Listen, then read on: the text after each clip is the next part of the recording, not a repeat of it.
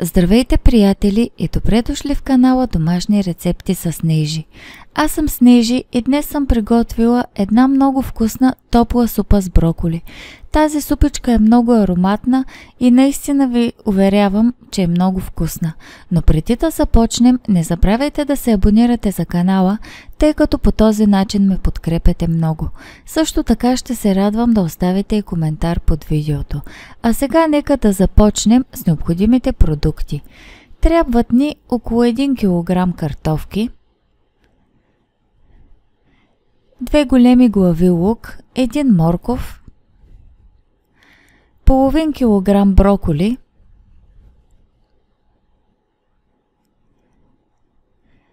около 60-70 мл доматен сок, сол, черен пипер, 5 супени лъжици олио, девисил, лимонена киселина, 1 яйце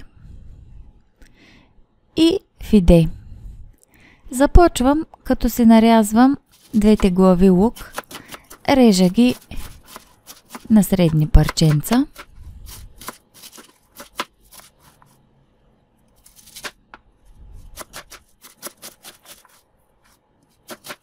Ето, готови са вече. След това продължавам да си нарязвам и моркова. Режа го на малки купченца, тъй като е по-твърд зеленчук и е по-хубаво да е на малки парченца. Ето ги готовите нарязани зеленчуци. Сега в дълбока тенджера си изсипвам олиото и след като позагрее, добавям вътре морковите и лука. Ще ги запържвам за около 5-6 минутки, за да могат да омекнат хубаво, а и да си отпуснат хубаво ароматите. Разбърквам ги добре, разбира се, и ще ги оставя да се запържват. Ето, виждате как изглеждат след 5-6 минутки. Омекнали са много добре, пуснали са си всички аромати, ето да видите и отблизо. И сега наливам вода. Наливам горе-долу около половин тенджера вода и ще я оставя да заври. Разбърквам, разбира се. Слагам капака и оставям да заври. А междувременно ще си нарежа картофките. Режа ги на купченца, колкото една хапка, за да са удобни за хапване после в супичката.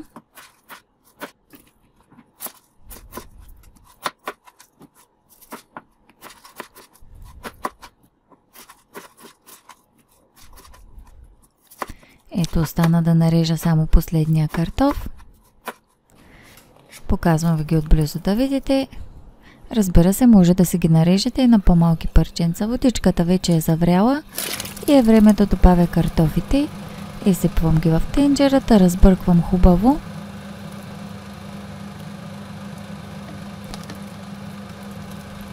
Слагам капака и оставям да поври за 10 минутки. Междувременно ще си нарежа и броколите. Разделям ги на розички. Почиствам листата.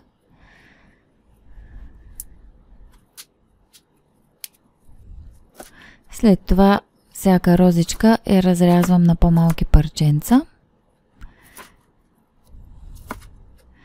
И когато ги нарежа всичките, ги измивам много добре.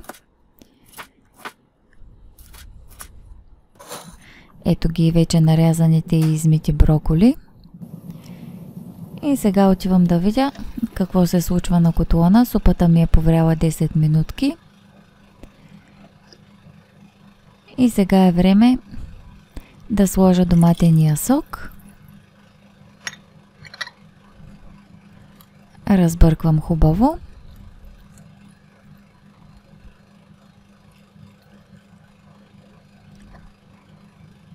И след това добавям всичките броколи. Внимавам да не се изпръскам.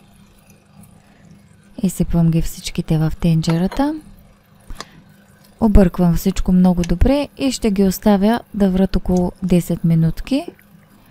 Броколите се сваряват много бързо, така че 10 минутки са им достатъчни. Обърквам всичко хубаво да се умеси. Слагам капака и оставям да поври за 10 минутки.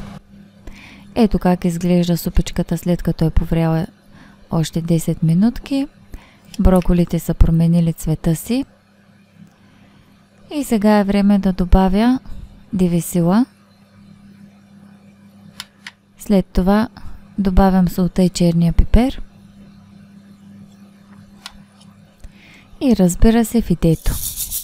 Изсипвам го всичко това в тенджерата и ще объркам много добре да се умесят всички продукти. Обърквам всичко много добре и ще оставя да ври, докато се сготви фидето. Разбира се, междувременно няколко пъти ще разбъркам. Докато чакам да се сготви фидето, в една купичка съм си счупила яйцето и добавям лимонената киселина. Тя е малко по-малко от половин чайна лъжичка. И ще си разбия лимонената киселина с яйцето. Ето вече е готово. Сега отивам на котлона да видя какво се случва с супичката. Готова е, сварена е вече.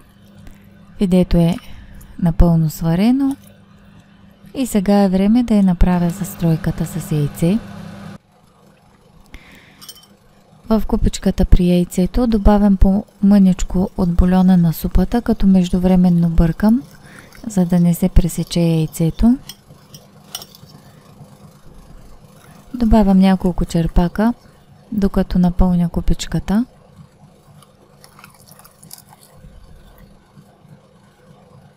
Междувременно съм дръпнала тенджерата от котлона, в момента не е на котлона. Ето, готово е вече. Сега връщам тенджерата на котлона и на тънка струйка изсипвам яйцето в супата, като междувременно бъркам и ще варя още една минутка, максимум 2, колкото да се сготви яйцето.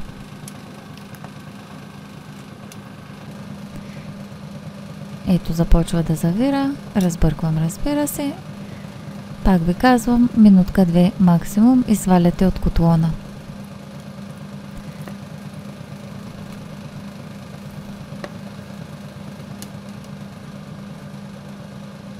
Ето, приятели, вече супичката е напълно готова. Спряла съм котлона. Виждате как изглежда, става много гъста, много вкусна. Ухае наистина много добре и е много апетитна. Благодаря ви, че гледахте тази рецепта. Ще се радвам да се абонирате за канала. Чао, чао и до следващият път!